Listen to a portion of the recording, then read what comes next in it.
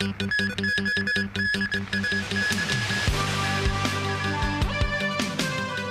Hutchison starts arbitration over Panama Canal ports ruling. Food safety watchdog recalls Aptamil baby formula over bacteria contamination risk. And EU to propose critical minerals partnership with the US.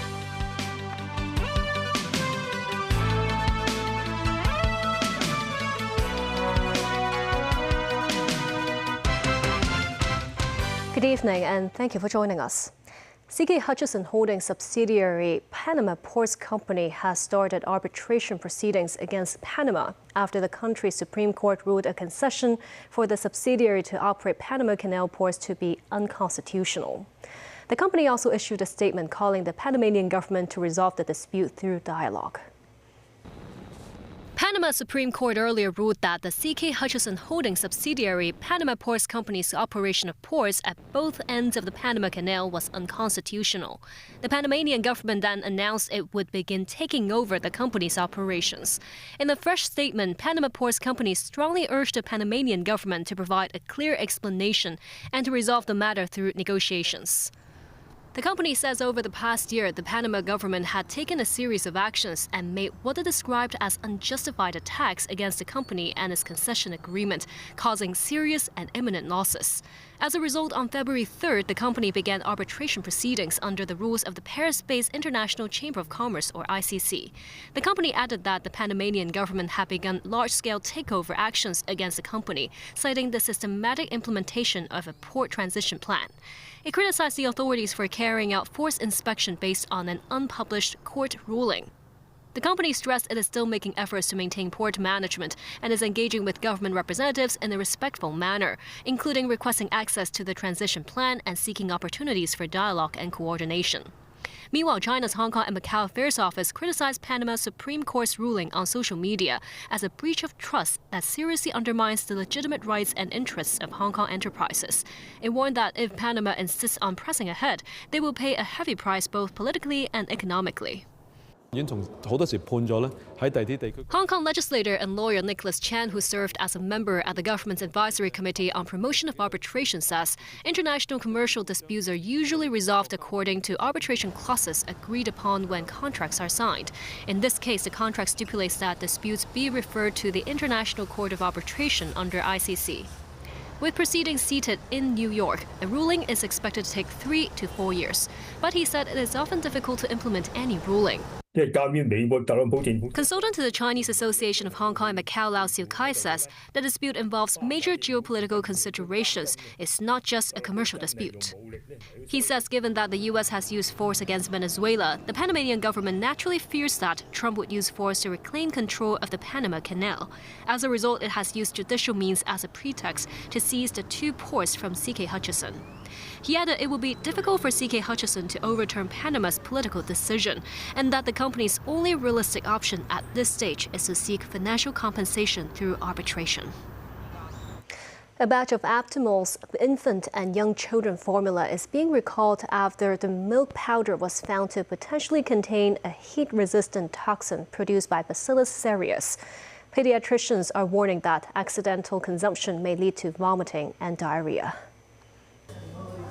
Items being recalled include 9 boxes with 54 cans in total of the affected Aptamil infant and young children formula, which were imported into Hong Kong.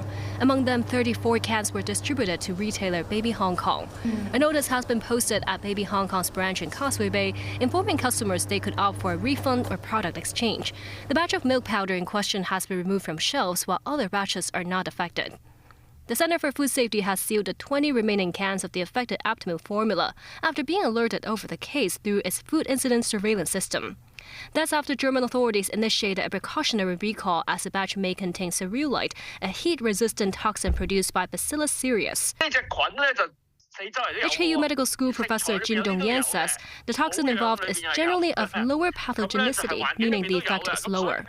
He explains the bacterium is found in a lot of places in food ingredients and soil, and some exposure is unavoidable. It is the most active at 37 degrees Celsius and can multiply rapidly. What has been detected here is not the live bacteria itself, but the toxins it produces. It's like finding feathers rather than the chicken, he says. Recent recalls of infant formula milk powder from different brands have been linked to certain European production batches, where individual raw materials were suspected to be contaminated with Bacillus cereus. Pediatricians note that there is a chance more brands will be found to have been affected. They remind that the toxin mainly causes vomiting within half an hour to 6 hours of consumption and diarrhea within 8 to 15 hours. Parents should avoid purchasing any products listed by the Center for Food Safety and return them immediately if the items have already been bought. Police have received 45 reports of online romance scams in the past 2 weeks, with losses over $43 million. One case involved a 48-year-old man who developed an online romance with a scammer after receiving a cold call message on Instagram. The scammer claimed to have a relative in the U.S. involved in cryptocurrency and offered insider tips. The man transferred $2.1 million in cryptocurrency to the scammer in 7 installments. The victim only found out when the scammer disappeared. Police remind the public to be vigilant against cold call online messages and to be wary of any high-return investment offers. President Xi Jinping held a video conference with Russian President Vladimir Putin at the Great Hall of the People in Beijing this afternoon. CCTV reports that Xi discussed China-Russia relations during the meeting, describing them as progressing on the right track.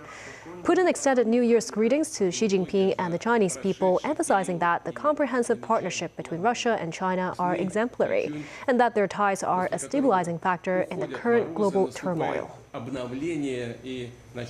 NATO has started military planning for an Arctic Sentry mission, a spokesperson for the alliance's military headquarters said.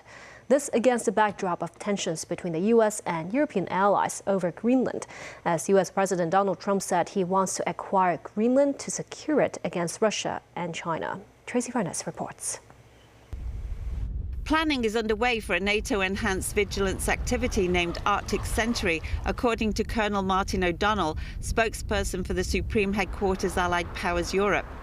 The mission will enhance security in the Arctic, especially around Greenland, and will include surveillance, patrolling and joint exercises. This after US President Donald Trump met NATO Secretary General Mark Rutte in Davos January and said they discussed how NATO allies could work collectively to ensure Arctic security, including not just Greenland, but the 7 NATO nations with land in the Arctic. European Union chief claimed while China does not yet have a direct presence in the Arctic, its interest in the region is growing. We don't see the presence of China here just yet, but it's clear that they are showing growing interest in the Arctic. Ports, transport hubs, keeping in view of the climate change and the warming of the climate and opening of the trade routes. So what the intelligence services are warning is that it creates security risks. China's 2018 Arctic White Paper emphasises 4 principles for the region: respect, cooperation, win-win outcomes and sustainability. It highlights climate change, ecological protection, shipping routes and resource utilisation. Kallas noted a slight easing of tensions over President Trump's plans to take control of Greenland, a Danish territory, but cautioned there was little clarity about what comes next. Tensions are lower than they were a few weeks ago, when Foreign Minister Vivian and I met in Brussels, together with the Danish Defence Minister Troels Lund Poulsen. But there is little clarity about what comes next, or when the next dispute may arise. So I will reiterate what I said then. The European Union stands with Greenland, we stand with our member state Denmark, and we stand by UN Charter. This is Greenland's foreign minister reiterated Greenland is not for sale. We stand with the Kingdom of Denmark and our right to self-determination, territorial integrity, world order and international law, and these are very much our red lines. So Greenland is not for sale? Greenland is not Not for today, sale. not in the future? Absolutely not. Tracy Furness, TVB News. The European Union is preparing to sign a memorandum of understanding with the U.S. to form a strategic partnership roadmap within 3 months in a bid to source critical minerals without relying on China. Danny Zhou has the story. Brussels is set to pitch a partnership with Washington to explore joint critical mineral projects, shared stockpiles and price support mechanisms while securing supply chains, according to a Bloomberg report. The proposal's key pillars drafted by the EU include exempting each other from export restrictions pertaining to critical raw materials and collaborating on research and innovation along the entire value chain. It also recommends ways to shield their markets from an oversupply of outside minerals and other forms of market manipulation. Negotiators hope to conclude talks in the next 30 days. The European Commission said the talks were vital to diversify their supplies away from any single country. The memorandum notably includes insertion that calls for respect for territorial integrity. This after tensions flared by the Trump administration's initiative of acquiring Greenland, a territory of Denmark. Meanwhile, the US, the EU and other partners intend to explore a plurilateral trade initiative, as dozens of foreign ministers and senior officials from like-minded countries are expected to pursue agreements on Wednesday. U.S. Interior Secretary Doug Burgum said Japan, Australia and South Korea are already part of the club of allies and partners, which would have tariff-free trade and exchanges and a price floor for minerals. He said they have plans to announce as many as 11 more of those agreements this week, adding up to 20 more nations have interest in joining. Earlier this week, U.S. President Donald Trump launched a strategic minerals reserve bid, Project Vault, which is set to pool around $2 billion in private capital with a $10 billion loan from the U.S. Export-Import Bank.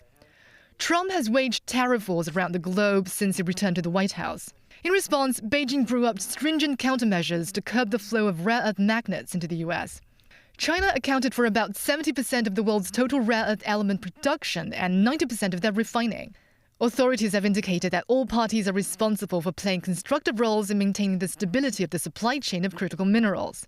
The Foreign Ministry reiterated today that China consistently believes all countries should follow the principles of a market economy and international economic and trade rules, strengthen communication and dialogue, and promote the stable development of the world economy.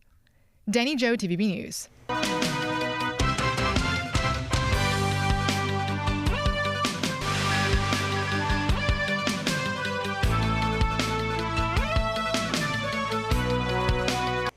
At least 35 people have died in snow-related accidents over the past 15 days in Japan. The highest toll was seen in Niigata Prefecture with 12 deaths. A house collapsed due to the weight of the snow on Tuesday, leaving a 68-year-old man dead. The weather was expected to improve, but many areas had seen more snow than in usual years, according to the Japan Meteorological Agency. Thai police arrested a Hong Kong man on Monday. It is understood that the man is suspected of having fled Hong Kong and has been on the run for 37 years, after allegedly committing a murder in Long Ha Wan on the Clearwater Bay Peninsula in 1989. Thai media reported that Bangkok police acted on a request of the Hong Kong government, arrested a 62-year-old Hong Kong man, surnamed Mui, in Bangkok's Nong Chok district on Monday. He is believed to be the mastermind behind the Long Ha Wan murder case on August 31, 1989. The victim, a 26-year-old restaurant waiter, was allegedly lured to the area by 4 men. He was then beaten and buried with a plastic bag, causing him to suffocate to death.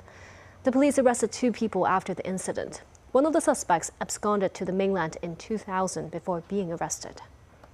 The annual Lam Chun Well-Wishing Festival in Tai Po will take place between the 17th of this month, which is the first day of the Chinese New Year, and the 3rd of March. The Hong Kong Jockey Club will lend life-size stallion models to celebrate the Year of the Horse. Timothy Lee tells us more. Residents can once again participate in the beloved tradition of writing their wishes on placards before throwing them towards Lam Chun's wishing trees this Lunar New Year, with the cost of placards this year remaining the same at $50 apiece. There will also be a variety of entertainment ranging from New Year markets to game booths and musical performances. With the arrival of the Year of the Horse, the Hong Kong Jockey Club will lend 2 life-size stallion models and a winner's enclosure to the Tai Po Gala, allowing visitors to experience leading the winning horse of a race. They could also take the opportunity to take photos with the giant oil painting of champion racehorse Kai Ying Rising. 我哋都會幫。This is Lamjung Wishing Square Development Chairman Gilwei Chang said the village hopes to assist authorities in promoting the nation's sole racehorse-themed travel experience. The venue will be open to visitors between 9 a.m. and 7 p.m. on the 17th of this month, as well as from the 23rd to 3rd of next month, while it will be open until 9 p.m. between the 18th and 22nd of this month. Service of KMB 63R and 64K lines will be strengthened. The HKJC will arrange free shuttle buses for visitors on the 19th of this month, traveling from the festival to the Shatin Racecourse. Representatives of the Lamjung Well Wishing Square said the wishing tree tradition has played an essential role in the lives of local villagers as far back as the Qing Dynasty in the 18th century. They hope the annual festive occasion could attract more Hong Kong people to remain in the city over the course of the Lunar New Year holidays, adding that a tradition like this cannot be found elsewhere. Timothy Lee, TVB News. And that's the news. Thank you for watching.